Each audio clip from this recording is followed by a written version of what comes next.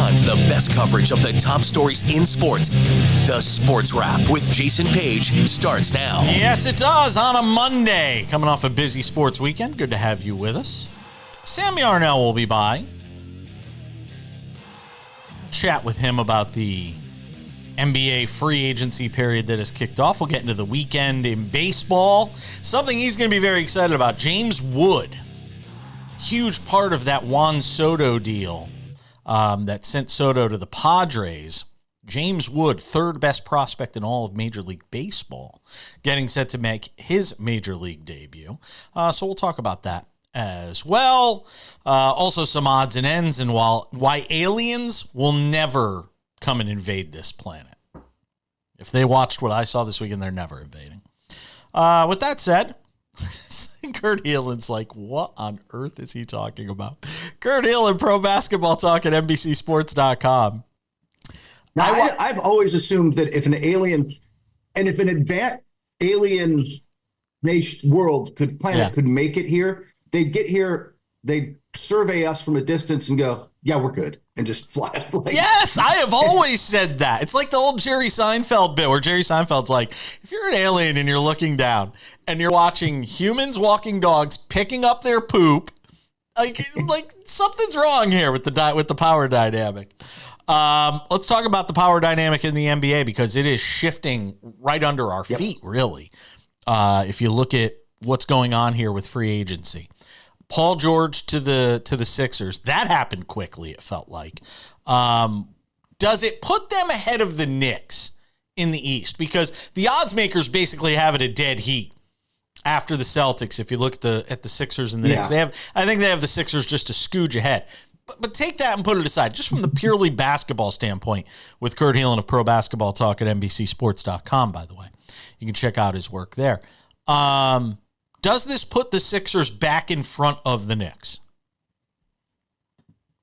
I want so badly to give you the horrible answer. I'd like to see how they round out the roster, but I'm not going to do that to you. They got Andre Drummond. They're actually stacked with big men. They still the rights to B-Ball Paul, who stats guy. And I'll tell you now, Sixers fans. Adem Bona, they just drafted out of UCLA. You guys are going to love him. Like high energy, kind of a Montrezl Harrell kind of big, like who's going to be great for you guys. They're kind of set with bigs. Honestly, here's the big question. Assuming health, which is everything with Philly now, you've got to get Paul George and Joel Embiid to the finish line, into the playoffs, ready to roll in shape. I'd probably have them slightly ahead only because there isn't an answer for Joel Embiid. As much as I like the Knicks and their top seven and everything they can do, Hartenstein is now a member of the Oklahoma City Thunder. Oh, we got to talk about that. Yeah, which is look, you knew you were going to lose him, yes. and that's probably the place they were going to lose him to. But now you're going up with Mitchell Robinson, and look, even if you have Hartenstein, there's not much you could do. Joel Embiid is a beast when he's healthy. So all things being equal, I'll probably take Philly, but it would be a really close series because I do like the depth and construction of the Knicks better. And here's the thing. I know the Knicks are gritty. I know they're going to be tough and fight through a playoff series. We'll see with Philly. Is there another big out there that the Knicks could go get with the loss of Hartenstein? Is there anybody worthwhile out there that's left? It's such a mercenary position right now that there's not really a difference maker. You can go get, there's probably a Plumlee left. There's going to be some guys, but they're just that. There's kind of guys. The market was Claxton, who's re-signed in Brooklyn, and Hartenstein, and then it was a drop-off. Like there were other bigs out there, but it's Jonas Valanciunas was available. He's not there anymore. But Plumlee, I mean, like I said, Mason Plumlee resigned, got a new team. It's kind of that drop off, but that's where the NBA is with bigs right now. Yeah. There's a real chasm between the handful of guys who make a real difference and the rest of the position is they're honestly, they're NFL running backs at this point. And by the way, Hartenstein to the Thunder. What a great pickup for them. I mean, as if they couldn't get much better. They have had a great offseason because if you think about it, their two moves were going and getting Alex Caruso. Mm-hmm. to plug in next to Shai Gilgeous-Alexander as a shooter and another great defender. And now it was obvious, and frankly, it was obvious going into the playoffs, but I get why Oklahoma City wanted to see what their guys looked like first time through, let them learn. It was obvious they need a more traditional big for certain matchups. They went and got the guy. They got the best guy on the market for that. By the way, can I just say, my favorite player in this draft is also on the Sixers now, Jared McCain. You want to talk about a guy who's going to be impossible not to root for? Jared McCain. Just go check out his TikTok videos, man. The guy is just he is a lot of fun. I think, and by the way, they went out and got Eric Gordon. Like they've actually picked up some decent role players. They re-signed Kelly Oubre, who played really well for them, and kind of fits well with what Nick Nurse wants to do, and he's athletic. So, like, I like their moves. It's still just, it's all going to be about getting to the finish line healthy. And the Magic go and get Kentavious Caldwell-Pope, and then they look up at what the Knicks and Sixers have done, and you're just like, well, how much have we really improved? Donovan Mitchell's going to re-sign. Yeah. Donovan Mitchell's going to re-sign in Cleveland, right? Correct. In fact, didn't he? I don't know. Is it official? He officially approve that? I didn't know. If it was well, he can't officially resign. He has agreed to it. Okay. The max. He's agreed to it. They can't ink it till nobody can ink anything until the 6th. So is JB Bickerstaff just a glutton for punishment? Apparently, although I mean, I get it from the Pistons' point of view that his team got better every year. They were 22 wins, then they were 44 wins, then they were 51 wins, then they made the second round of the playoffs. They got better, and that's kind of where Detroit needs to be. They need to actually be getting better every year. Cade Cunningham being healthy helps tremendously with them being that, but they also went out and got Tobias Harris today. Ugh. And hey, I mean, come on. Look, but he is solid. He is a solid rotational wing and a tradable contract, but he can go out there and get them 15 and 7 a night and hit his threes, and you've got to guard him. And there weren't a lot of those guys on the Pistons last year. What's the impetus for that thing to turn around, though? Ultimately, in your mind, I don't want to spend more than 20 seconds on them. So now you know. Cade Cunningham is an All-NBA player. You've ultimately got to get a top 1 level talent. And by the way, worst record in the league last year, fell to 5th post years in the draft. They're getting hosed there. Like they're just not catching any breaks. So Cade's the guy. All right, we're going to continue the conversation with Kurt Helin because there was a lot more than just that took place this weekend. Big news as it pertains to the Warriors, Klay Thompson, Chris Paul. We'll get into that. I also want to get Kurt's reaction to Bronny James and how that whole thing played out last week. As we continue on this Monday edition of Sports Wrap, don't go anywhere.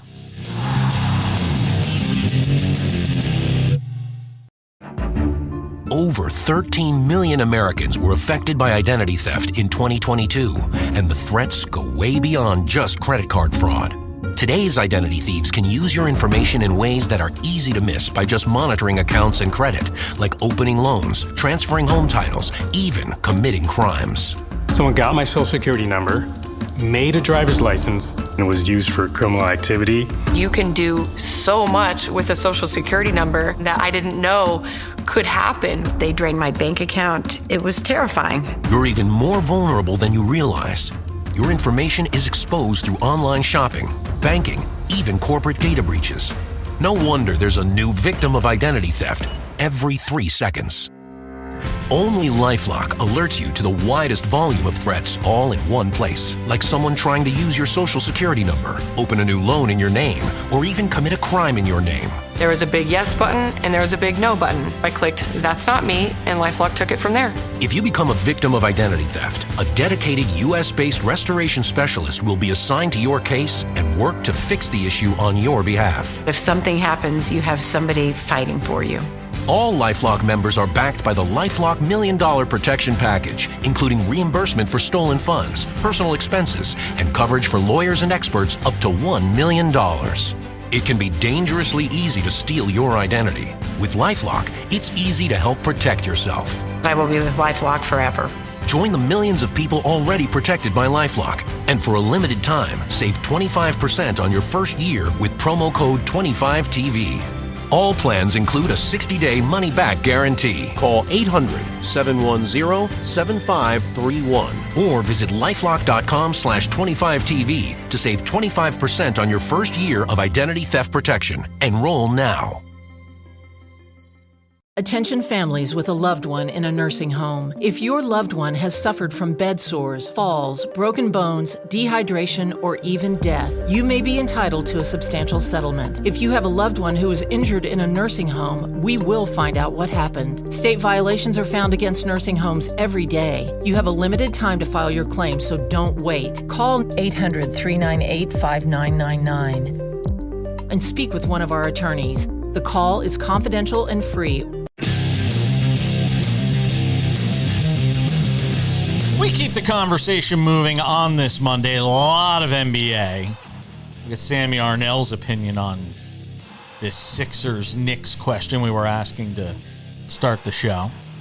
Who would you take as the top challenger to the Celtics in the East? Would it be the Knicks? Would it be the Sixers? I think there's kind of a drop-off after that, though. Right? We'd agree on that, right? There's kind of a drop-off once you get past those three teams. It's not like the West. Coming, but they're not there yet. Yeah. Who's coming? Orlando. Oh, I thought you said Atlanta. I thought you said Atlanta for a second. I was like, what? No. They traded the one of those guys that the rest of the league was far more interested in, and they're going to build around Trey now. So I just don't get that decision at all.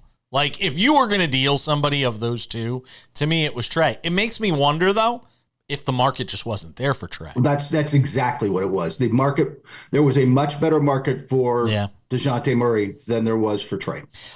Chris Paul. How about this? Chris Paul to the Spurs? Yeah. Well, look, I mean, they've got to look at his track record and go, hey, remember when he went to Oklahoma City and mentored Shai Gilgeous-Alexander? Yeah. Then he went to Phoenix with a young Devin Booker and young Suns team and took them to the NBA Finals. And the Spurs aren't going to the finals, but he lifts guys up. And not only Wemby, but you and I talked about it like last week. Stephen Castle is probably my favorite pick out of that first round. He is such a great fit for them out of UConn straight to the Spurs. Now you get a year under Chris Paul as a rookie, right? Like you get a year of his mentorship. That's going to be great. And by the way, incredibly tradable contract. Should there be a playoff team contender looking for a point guard at the deadline? What's Chris Paul's what is Chris Paul? Is it love of the game though? Because it doesn't feel like he's hanging around for a championship when he goes and signs with the Spurs. I know you're saying they have a contract that's tradable, but what is Chris Paul hanging around for at this point? He's a Hall of Famer. What's he hanging around for? I think it's love of the game, but I also think he's a guy who believes he hasn't had the chance to show what he can really do the last few years. Like, I think he believes, like every athlete, that their skills aren't declining as much as everybody thinks it is, and that he's still impactful. Okay. So I think it's a lot of that too. Speaking of guys who think their skills aren't on the decline, Klay Thompson. Looks like he's not going to remain with the Warriors. You have reports that LeBron, as soon as he could, made a phone call to him to try and get him there. Where do you think Klay Thompson is going as of Monday morning, early afternoon in this whole free agency scrum? Yeah, look, we know how it is. Things change quickly. Yes. But if you pinned me down right now, I'd say Dallas. There's a lot of buzz about him going to Dallas. They are working on a sign and trade, which under the new CBA rules is immensely complex, but and probably would have to involve a third team. But they've got a trade exception. They've got Maxi Kleber. They've got Josh Green. They can probably pull this off and get him in at 20-something a year, which mid-20s, which is what he wants. So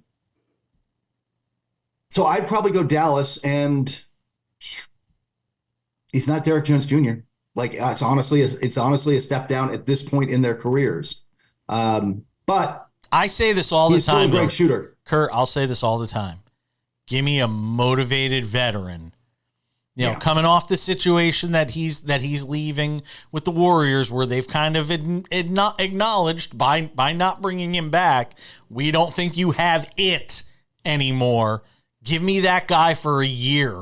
I mean, I don't know what kind of a deal it's going to wind up being, how long they're going to have to pay him for, and I'm sure it may not necessarily be the most team-friendly thing. I always say get those guys on 1 or 2 year deal. I don't think it's going to wind up being that, but I think for 1 year, Klay Thompson, highly motivated, could be very valuable to that team.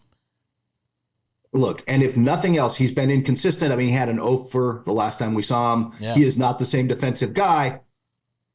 I will take him hitting wide open jumpers off of Kyrie and Luka drives all day long. Yeah. Like, he will kill it for them.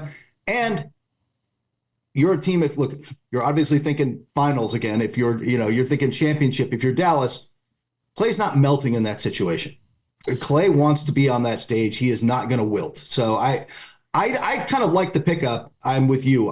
If it's more than 2 years, I'm a little concerned. What do you make of the Warriors situation in this offseason as a whole? Because it feels like they're stuck in neutral. They are desperate. They're right now, like, they're trying to see if there's a trade for Lauri Markkanen. They are trying to find that somebody to come in and be that third guy, and they have not been able to find it. And right now, they may not be a playoff team next year. If it's Steph against the world, and I can just load up on Steph, then they really might not be a playoff. Right, we could be talking about the end. They were 9th last year. Yeah. Memphis gets better. Houston's getting better. I don't know if you noticed, Wembanyama's pretty good. The Spurs just picked up something. The West is 13 deep with teams that think they're playoff teams, and that could be bad news for Golden State if they don't make some moves. Real quick, right now, you take Houston. Houston might be better than the Warriors. Yeah, I would. I'd take Houston ahead of them. I would, because as much as I like Steph, I can stop one guy. I can load up on one guy, and who else scares you on that team? Nope. I agree. Real quick, this whole Bronny James thing and the way it played out, do you have a problem with it? No, not at all. Look, man, you take pick 50, whatever, is a flyer. It's always a flyer. So you take your flyer on a little bit of a nepotism, sure. You make your star happy. I don't really have a problem with that. I don't care about the nepotism thing. It's in all of sports. My God. Have you looked at the Cowboys? I mean, my God. Yeah. Have you looked at the Patriots? I could go through organization after organization. Nepotism exists everywhere in sports. It's look, as I wrote, I think it's about as American as peanut butter and jelly sandwiches and apple pie, right? Like, it's in politics. It's in corporate boardrooms. It's everywhere. If you're just discovering nepotism, you've been sleeping with your head in the clouds. All right, real quick. LeBron not taking a discount. Kendrick Perkins talked about this, and I thought it was kind of interesting. If there was ever a time where LeBron should say, hey, you went and scratched my back, I'll take a little less to help us in terms of, try and manipulate this roster. Wouldn't that be the right thing to do here?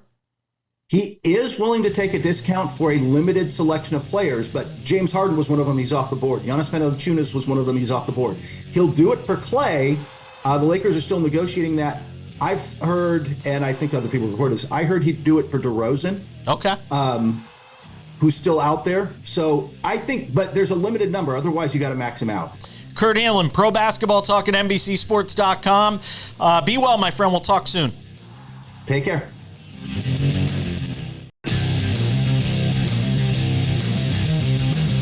Good to have you with us on this Monday. We got into the NBA free agency stuff with our friend Kurt Helin of Pro Basketball Talk at NBCSports.com. Let's continue that conversation. Say hello for the first time today to Sam Yarnell. NBA free agency in full swing, Sam. What do you got for me? Jason, congratulations to the Philadelphia 76ers. Maybe the biggest upgrade that we've seen in recent NBA history, from Tobias Harris to Paul George. Really, they go from having one of the, 5 worst players in the NBA to having like a top 30 best, top 40 best. That's a good flip. And I'm actually excited for the Philadelphia 76ers. So good for them. And congratulations to the Detroit Pistons. They signed Tobias Harris for less than the max. So Tobias Harris not making the maximum. Thank goodness, at least there's some contract sensibility in the NBA. Could you imagine? Nah, not a lot of contract sensibility. Let's be honest about it. But could you imagine the fact that that Tobias Harris would want to go play for the Pistons?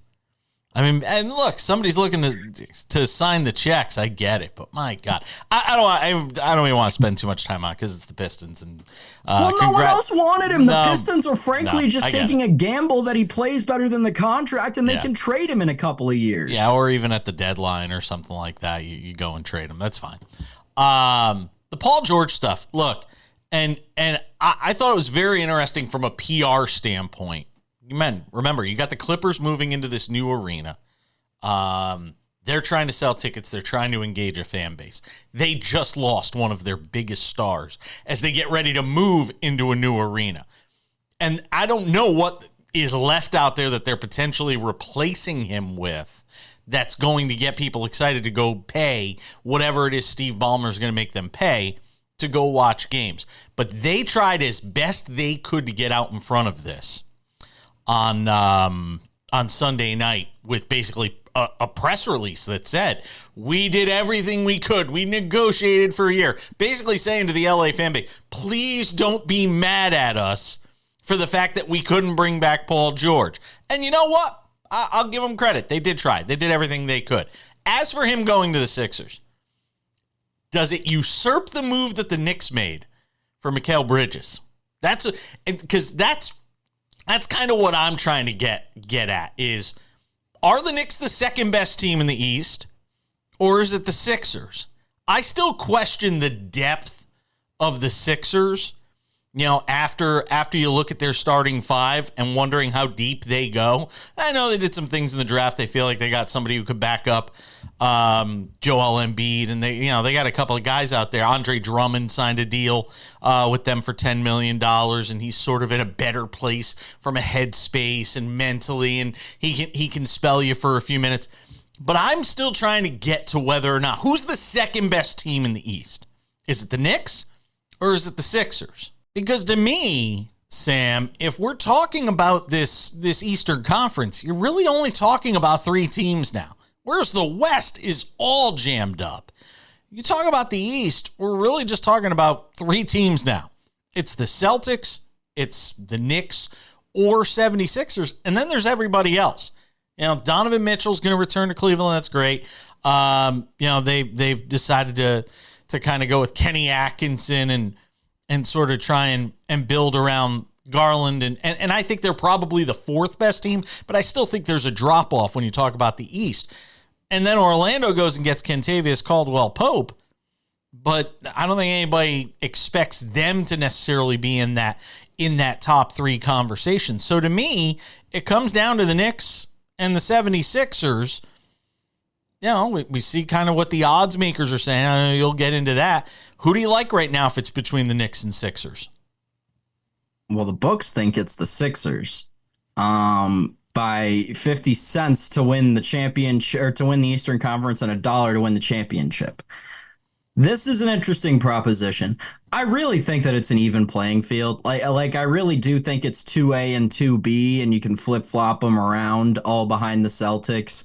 I'm glad that the Sixers are showing us they can keep up with the Knicks for sure, but I don't know if they've officially surpassed them. Sure, in terms of like star power, no question. You've got Tyrese Maxey, Joel Embiid, and now Paul George. But we saw that brand of basketball that New York plays in the playoffs. Like, it just works. It just happens to work in New York. Dogs.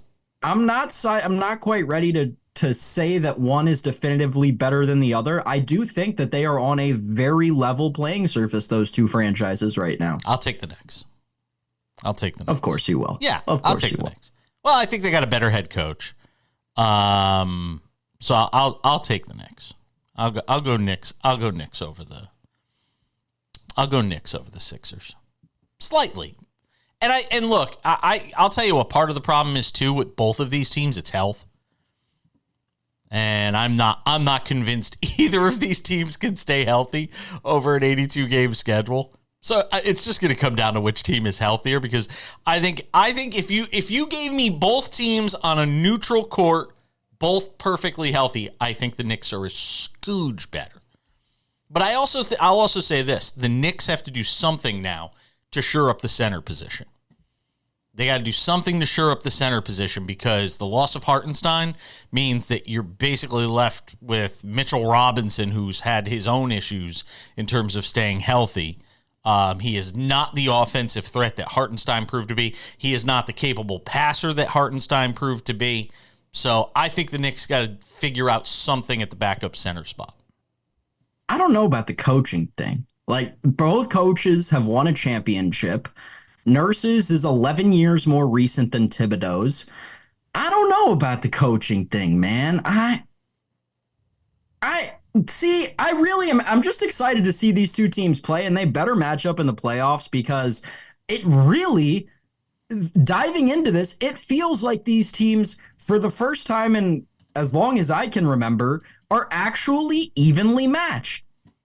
Like, the depth that the Knicks forego is made up in by the fact that the Sixers have enough star power in their starting five. It's very interesting. The dichotomy there will be an interesting one to follow all season long. Well, Tibbs won a championship only as an assistant. Nurse won as a head coach. He wasn't the head coach. No. Oh, no, I guess not. He was an assistant. Yeah. Yeah, he's got one as an assistant. So a lot of people might argue Nurse just from that perspective. But you also look at, circumstance has a lot to do with that stuff as well. But give me them both on a neutral court. I'll take the Knicks in a 7-game series. We'll see. Well, we've got about 9 more months to figure it out. We're coming back with baseball next.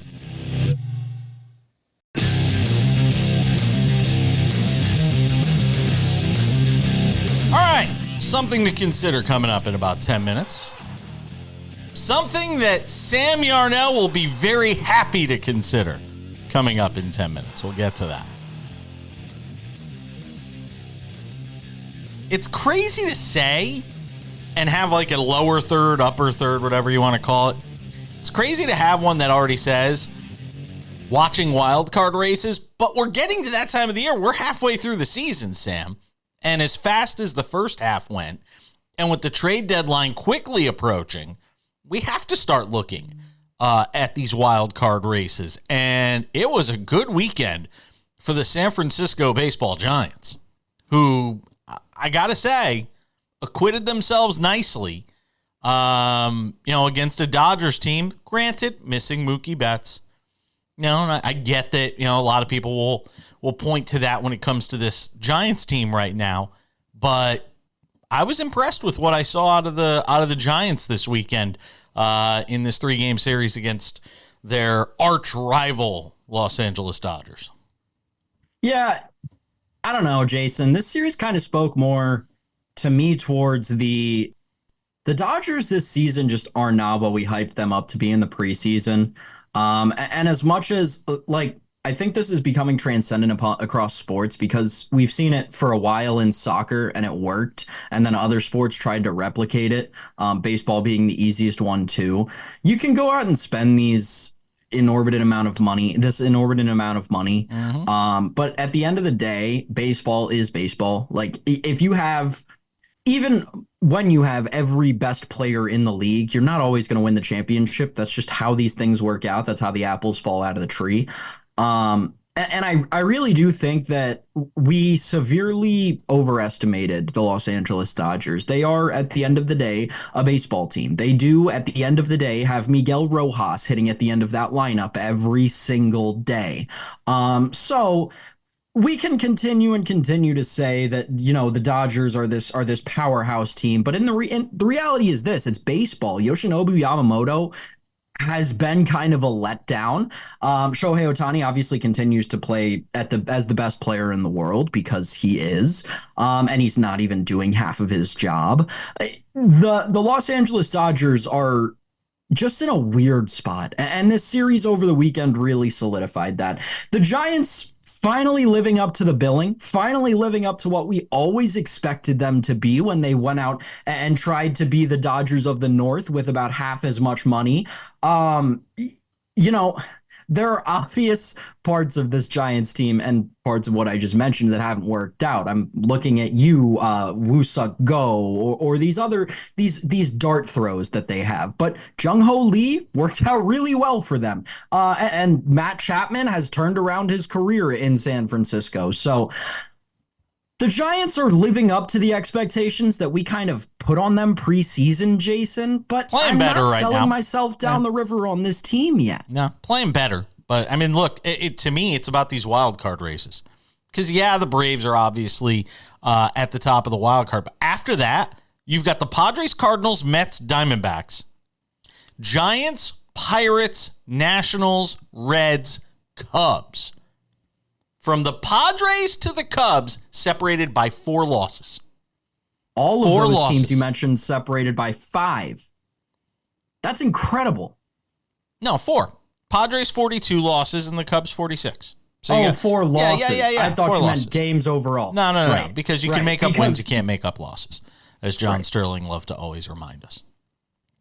So I mean, it's kind of wild to look at the National League West right now, or the National League as a whole. If you start talking about the wild card races, because I mean, and look, you could do the same in the American League. I mean, the Pirates, they got another great start from Paul Skeens this weekend. The Pirates are only 3 games under 500. Pirates are only 3 under 500. Cincinnati, as bad as Cincinnati's been, and they've just been kind of mediocre. They actually have one of the better run differentials. If you look at these teams, they're plus 15, which I think is one of the most overrated numbers in the world, especially when the Yankees beat the Blue Jays like 16-5 the other day. But you look at the American League wild card, same thing. I mean, well, there's some separation there. Yankees, Twins. But then Blue Jays are officially out of it. But then you got Royals, Red Sox, Astros, Rays, all within 3 games of each other. And if you want to stretch it out a little more, with still a half a season to go, the Blue Jays are 6. I'm going to say this, by the way, about the Blue Jays, having watched them this weekend. I do not go and sell off if I'm the Blue Jays. I know. I don't think you do. George Springer's starting to hit. Vladdy's starting to hit. I know their bullpen is hot garbage. But I think they can win enough games to still be in contention for a wild card. I do not go and sell off that team. I don't do it. That move turns them into the Angels. If they don't sell Vlad Guerrero Jr. at the deadline, they're doing exactly what the Angels did at the last trade deadline and not trading Shohei Ohtani.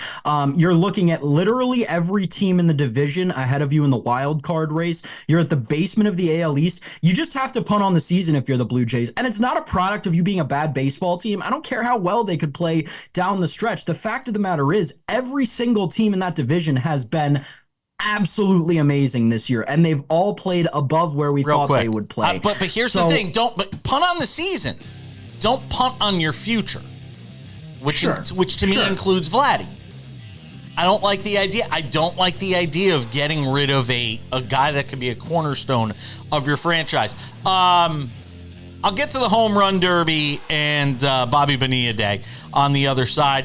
And something James, I called you James. Something Sam is very excited about. It involves somebody named James, though. That's why we're going to get to it next.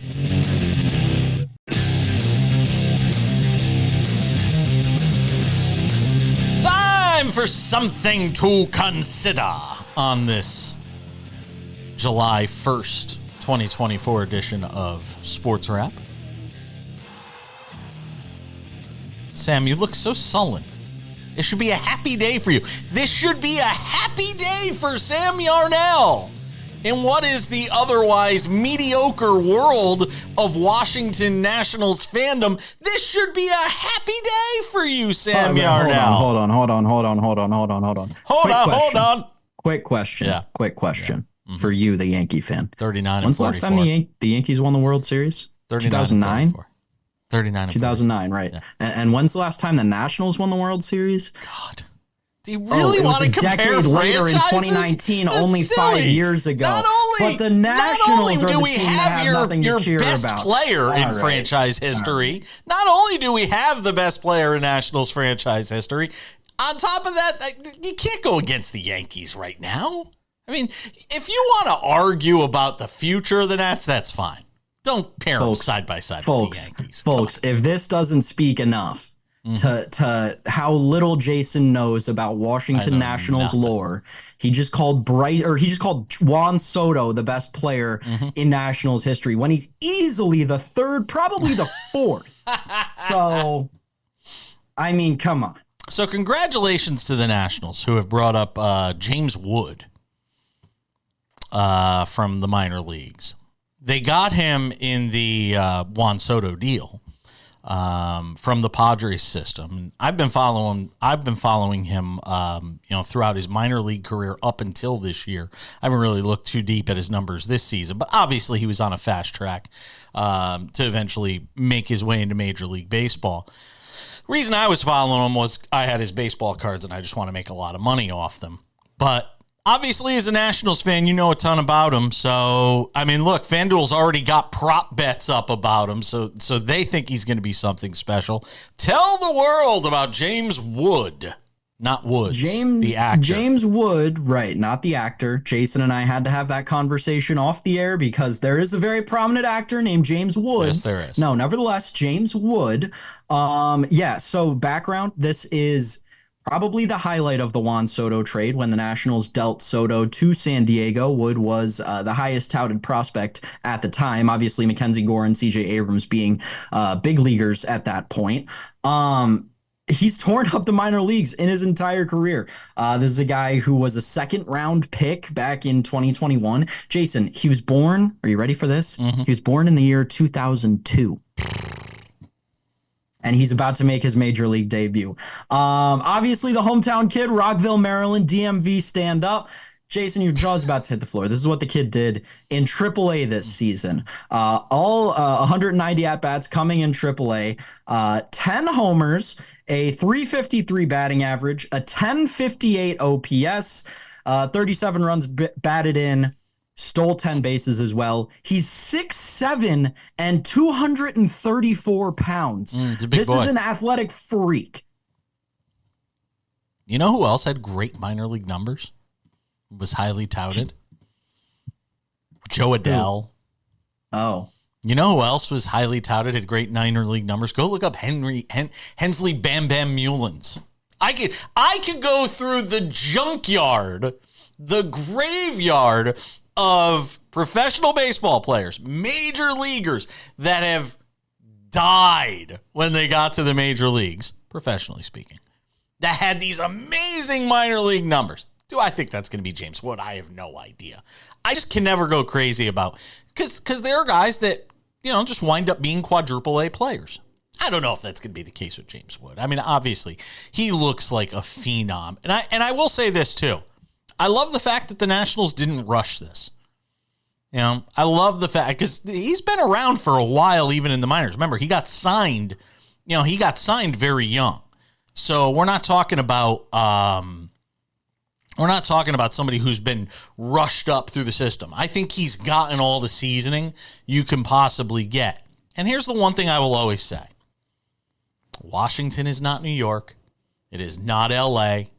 It is not Chicago.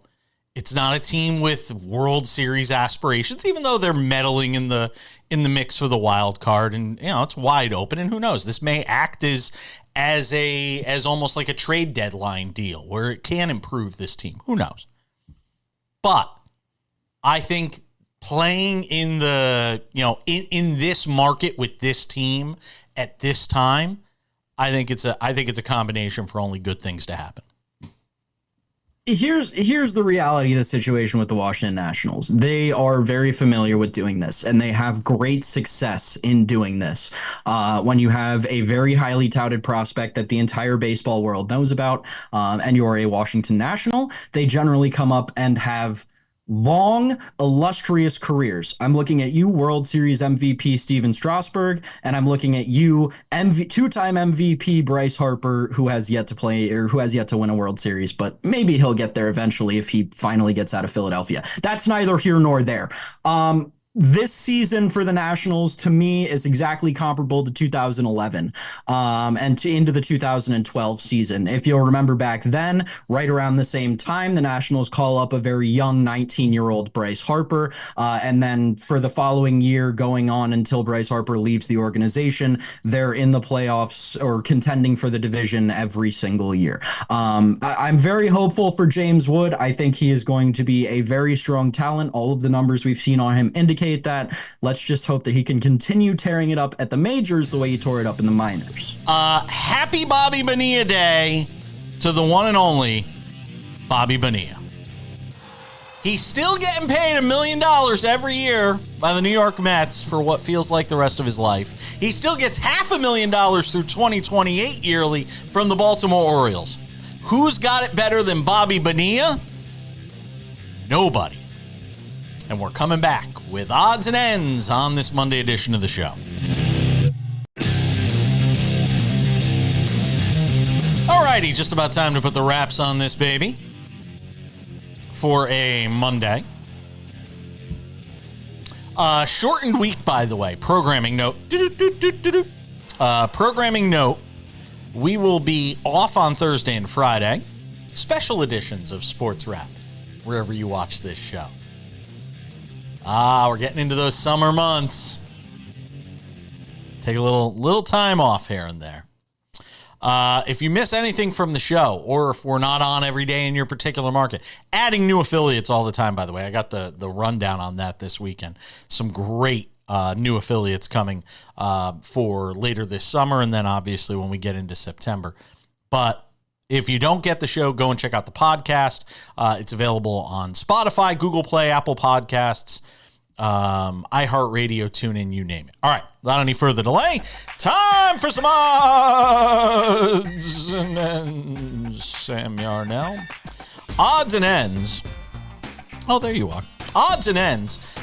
Sam, let's talk about if alien life is thinking about like coming down to Earth, right? Alien life is thinking of coming down to Earth and like pilfering this world and taking our very best. I don't even think they'd come anymore. I don't even think they'd bother showing up. Because if you were from some foreign planet, some planet that we don't even know about, and you get a satellite feed, and on that satellite feed, you watch two women stand across from each other and slap the ever-living you-know-what out of each other's faces. Like I was watching this weekend with Paige Van Zandt, who is a former UFC star and also has taken part in the world of professional wrestling. I watched Paige Van Zandt in this one. Oh, she's down on one knee. That's not good. Slapping each other. I watched another guy get slapped and knocked out silly.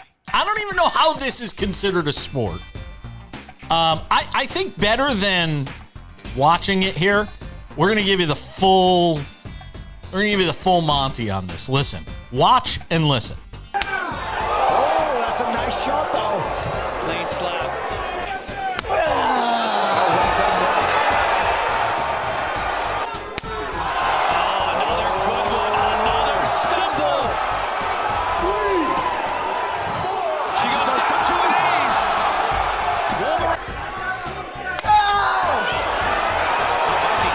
See a knockout. Oh,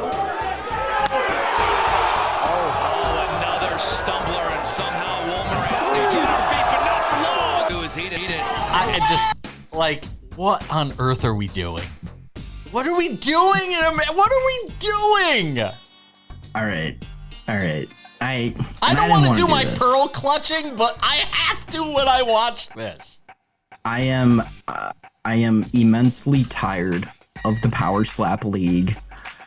Socially, what it is the UFC for C and D list celebrities. Like, you know how when you watch the UFC pay-per-view and they've got all the stars ringside and, you know, Matthew McConaughey's there and Tom Brady's there.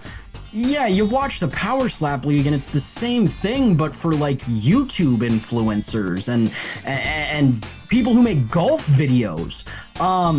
That's not to say I don't like golf videos. I enjoy them thoroughly, but I think that there's a very fine line that you have to walk when creating a new sport, and Power Slap really just did not do an eloquent job of that. Not that you really can when your sport is constructed around two people slapping each other until one passes out. I'm tired of the whole experience. I'm tired of seeing, again, C&D-list celebrities every week go to seemingly the exact same arena and sit in the exact same chair. It's a wild experience. I'm over it. I'm done with Power Slap, man. Paige Van Zandt is a badass, though. Can we just say that? Yeah, she used to be a UFC fighter. I mean, she was getting smacked by this one, and she just stood there and was like, "Nope, ain't gonna hurt me. Nope." Could you get in an octagon and we can talk? Yeah, no, well, I mean, she was pretty good in the octagon at one point in her career, I think. She was very good, but get back in it. Don't take the bag and go to this Power Slap League. She just stood. Oh my god, I'm just watching the highlights of it. Yeah, it's terrible, man. It's terrible. Akshay Bhatia. Can we talk about Akshay Bhatia for a second? Might have wished he was sitting there getting smacked around by Paige Van Zandt. You know what? In some cultures, probably felt like it. Yeah, he probably felt like it. Here's the highlights this weekend, or not so highlights. On Sunday, Rocket Mortgage Classic in Detroit. Akshay Bhatia putting to force a playoff on the 18th hole. He did not three-putt for 71 holes of this tournament. He three-putt the 72nd hole of the tournament. Oh, he pulled a Rory. He pulled a Rory. That's what we have to call it from now on. It's almost the identical putt that Rory had. There are a couple of sad parts to me about all this. Obviously, Akshay's been playing really, really good golf this season, especially lately. Last couple of weeks. So hard to not see him get the win here. The hardest thing, though, and this was inside golf, it wasn't even like he pulled it. He just read it wrong. And he got the read from the player before him. So it hurts the most as a golfer when you just get it wrong. Yeah, and Bhatia was in that final group at the Travelers Championship, in the final group in this event as well. It's going to do it for us. Thanks to Kurt Helin. Thanks to you, Sam Yarnell. We are back with you on Tuesday for another edition of Sports Wrap. We'll see you then.